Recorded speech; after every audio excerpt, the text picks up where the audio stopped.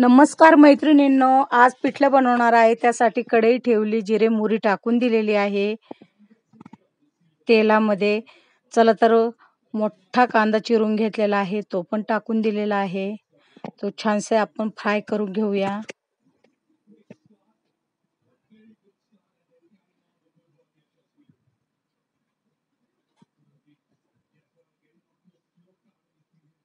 आता मीठ, मिरची, लसूणचा खरडा टाकून दिलेला आहे. झणझणीत पिठलं बनवायचं आहे. हळद टाकून दिलेला आहे अर्धा चमचा.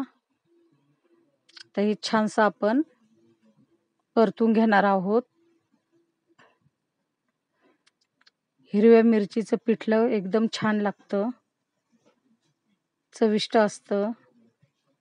चला तर इथं चण्याचं पीठ मी मिक्स करून घेतलेलं आहे पाण्यामध्ये, जेणेकरून लवकर पिठलं होतं आणि गाठी जास्त फोडावं लागत नाहीत. चला तर थोडंसं पाणी टाकून देऊया आणि सर्व मिक्स करून घेऊया.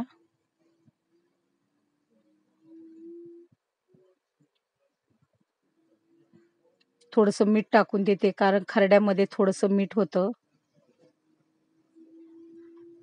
तुम्ही बघू शकता आपलं पिठलं. चला तर आता झाकण ठेवून देते, दणदणीत वाफ आणून घेऊया. बघा, मस्त वाफ आलेले आहे. आपलं पिठलं एकदम तयार झालेलं आहे.